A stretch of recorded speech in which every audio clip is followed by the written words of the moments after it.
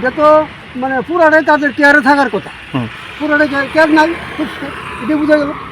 তো office staff থেকে সবাই অফিসাররা সবাই যেতে যাতায়াত করতেছে, সবার চোখে জিনিসটা পড়ছে, তারা কি তারা ব্যবস্থা নিল না কেন? শুভ না সেটা, শুভ না, অশুভ সেটা আমার দৃষ্টিতে।